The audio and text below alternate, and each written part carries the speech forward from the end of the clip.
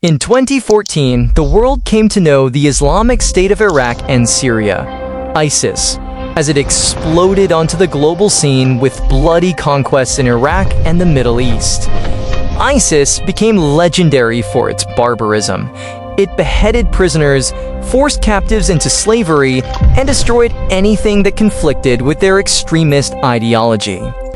In August 2014, the small Yazidi ethnic group would face the full force of this brutality. Today, we explore a tale of slavery, depravity, and mass murder in the 21st century genocide of the Yazidis of Iraq. Not many people have heard of the Yazidis. After all, even the highest estimates place their global population at no more than 1.5 million, or as low as 700,000. The Yazidis are a small Kurdish ethnic group who have traditionally lived in small pockets of the area known informally as Kurdistan in Iraq, although today they also have a diaspora of a few 100,000 around the world. The history of the Yazidis mirrors that of other Kurdish peoples, recurring persecution from the numerous states and empires who have ruled over them. But despite it all, they have maintained their own communities, language, culture, and religion. This Yazidi religion is unique. They are monotheists, but not Abrahamic like Christians or Muslims, and instead, their religion draws more from the ancient Persian Zoroastrian faith. This religion has been a primary motivation for their persecution. Muslim rulers have oppressed them as unbelievers, and Yazidi persecution has not been met with the same sympathy in the Christian world that fell upon people like the Armenians. When ISIS came in 2014, they saw the Yazidis as little more than demon worshippers. On August 1, 2014, ISIS began its deadly August offensive through the Nineveh plains of northern Iraq. The Yazidis were directly in their paths, especially in the city of Sinjar. In the preceding months, ISIS had earned global infamy for their brutality, and the people of Sinjar already knew there'd be no mercy. The Kurdish militias defending the city were no match for the militants and were forced to flee. Tens of thousands of Yazidis tried to escape the city, but not all of them would make it before ISIS forces captured it on August 3rd. Hundreds of men were massacred in the following days. Those who weren't killed were sent to prison, inevitably to be executed later.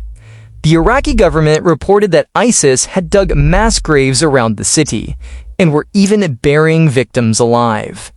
In short, it was hell on earth for those unlucky residents trapped in the city. Fairuz was one such resident of Sinjar. He and his family tried to escape ISIS, but he, his father, and brother got separated from the others and captured by the militants.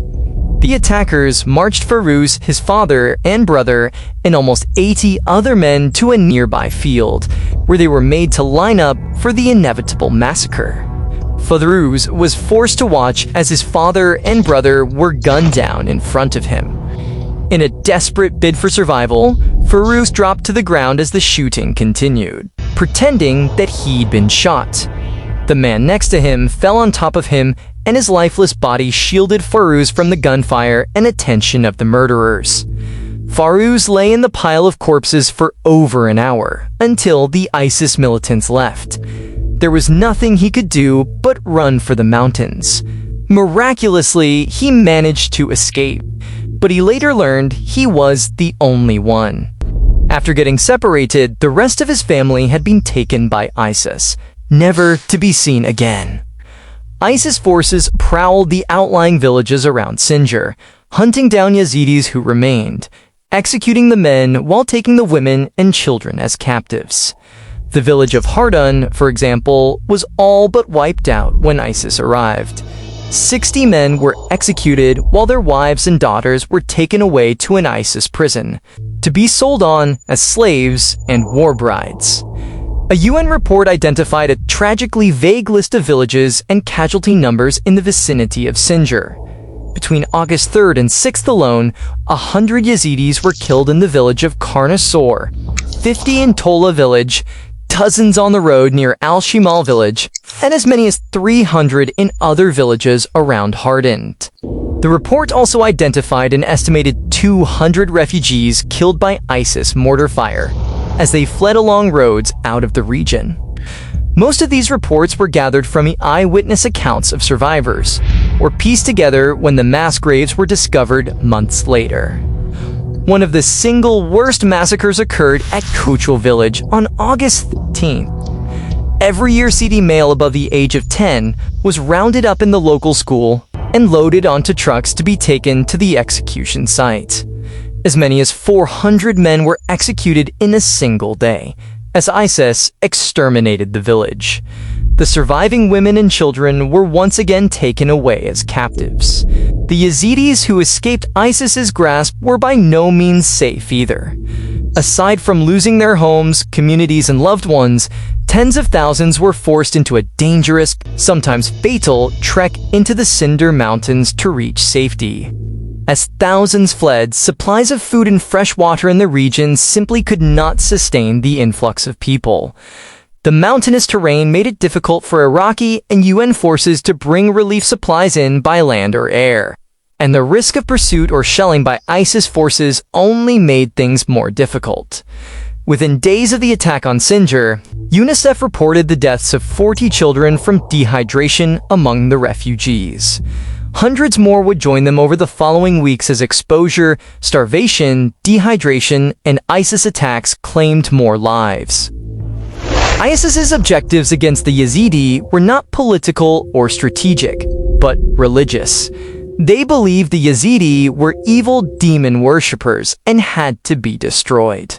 It is this that elevates the events from merely massacre to outright genocide.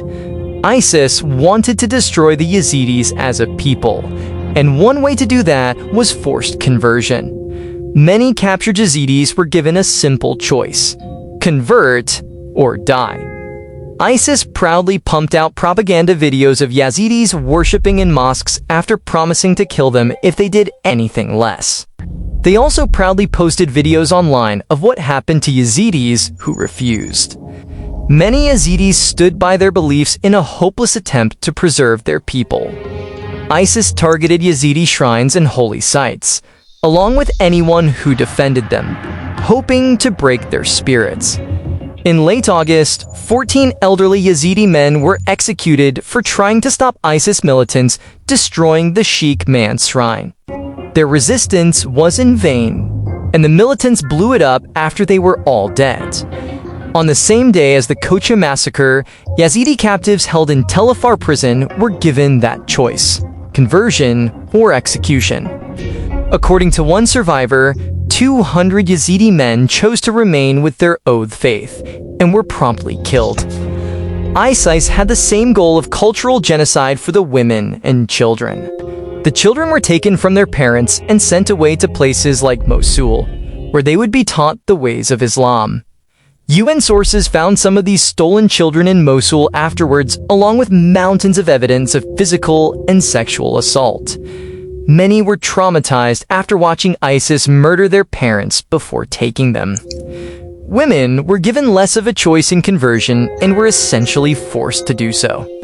Adult women were given traditional Islamic garb to wear, while men who agreed to convert were forced to grow out their beards and adopt traditional Islamic practices. ISIS made sure they attended mosques and were, quote, properly monitored to ensure they did everything right.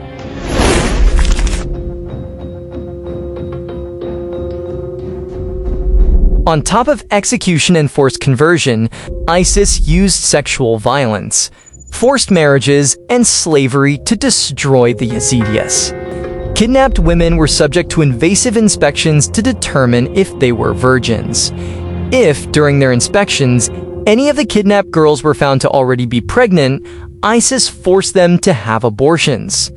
Dozens of Yazidi women lost their children that way. One eyewitness recalled seeing her friend being taken away for a forced abortion and returning too traumatized and in pain to talk, or it was another component of genocide by erasing the next generation of Yazidi children to be replaced with children born from the new forced marriages. Many of these captured Yazidi women and girls were forced into marriage with captors. This marriage was only the beginning of their torment, and the girls were often passed around between fighters to be abused. One survivor who managed to reach a refugee camp said that the ISIS fighters believed that raping a woman 10 separate times would convert her into being a Muslim. She has suffered at least a dozen separate men abusing her in such a way. Those who weren't handed directly to the ISIS fighters were offered for sale as slaves in the group's slave markets. It is thought that ISIS offered the girls for sale to make themselves popular with the young men in the areas they controlled, and make them more likely to support or join them. ISIS held slave markets in cities where women and girls were paraded around and sold to the highest bidders to act as unwilling wives and concubines. They were inspected like cattle by potential buyers in public, or sold online, with pictures of the girls, some quote, barely out of elementary school, circulated on private social media channels to other ISIS members. To the ISIS fighters, the Yazidis' religion was a good enough reason for the treatment. In a statement released by the group, they celebrated the, quote, large-scale enslavement of mushrik, idolater families, and called it the first act of its kind since the abandonment of Sharia law. In a chilling report by the New York Times, they recorded one ISIS fighter who insisted that the Quran gave him the holy right to rape non-Muslim girls. One of his child victims later spoke to Times reporters about her experience after 11 months of horrific captivity. He said that by raping me, he is drawing closer to God, she told them. Another victim offered a similar explanation about her ISIS captor. He said that raping me is his prayer to God. A few girls tried to escape, and even fewer succeeded. 18-year-old Lamia Ajabashar was one of the few successful ones. Captured when she was just 16, Lamia was sold between multiple ISIS men, abused repeatedly, and forced to make bombs for the terrorists. After almost 2 years as a prisoner, she managed to escape with 2 other girls. It was not an easy escape, though. Both of her companions, a 20-year-old woman and an 8-year-old girl, were killed when they triggered a landmine during their escape. The explosion left Lamia scarred and blind in one eye, but she was saved by her rescuer. Thanks to God, I managed to get away, she later told the Associated Press. Even if I had lost both eyes, it would have been worth it, because I have survived them. The Yazidi genocide was an intense, although somewhat brief outbreak of genocidal violence. By the end of August, most Yazidis had fled to safety, and those who hadn't had either been killed, enslaved, or forced to convert. The ISIS occupation of Sinjar continued until they were driven out by Iraqi and Kurdish forces in 2017. But it was small consolation for the people who had once called it home. Over 80% of those who fled in 2014 chose not to return. One could hardly blame them. The region was decimated, their homes destroyed, active IEDs littered the roads and buildings, not to mention the mass graves, each containing dozens or hundreds of their kinsmen. The returning residents and liberating forces have been discovering there ever since. For many, the ordeal continued long after 2014. Around a third of the captured Yazidi women and girls have still not been found. Some have been lucky enough to escape or be liberated by security forces. And on rare occasions, ISIS itself released them for one reason or another. But the fate of many is unknown. What little we do know is as horrifying as one might expect. As recently as 2020, the scattered ISIS militants had taken to black market organ trading, selling captured Yazidi women by parts on WhatsApp and Telegram groups, or offering the girls for ransom to their families for tens of thousands of dollars. The near total destruction of ISIS in 2019 can be taken as some sort of justice.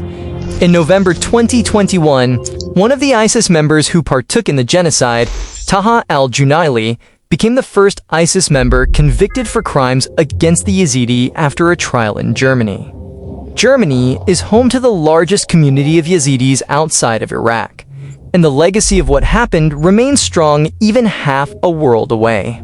One 2017 study of Yazidis living in Germany found that almost a third of Yazidis there knew someone who'd been a victim of the genocide.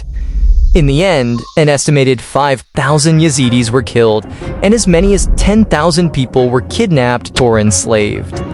In raw numbers, it might not stand out alongside genocides against Armenians, Jews, or any number of other groups. But for a community as small as those of the Yazidis, and in such a short space of time, the Yazidi genocide is one of the worst atrocities of the 21st century. And a genocide it was. The forced conversions, abortions, destruction of holy sites, and more were done specifically to erase the Yazidis' very existence. With the UN, Iraq, US, EU, UK, Israel, and more all officially recognizing the events as such, it is one of the most widely acknowledged genocides of this century. And with so many women and girls still missing, and so many bodies still to be recovered, the emotional and physical ordeal for the Yazidis is far from over. You've been watching Mr. Midnight Probe, where the shadows of crime, terrorism, and justice are brought to light. If you found this story intriguing, don't forget to like, share, and subscribe to stay updated on the darkest chapters of history and the battles fought in the name of justice. Until next time, keep probing the truth.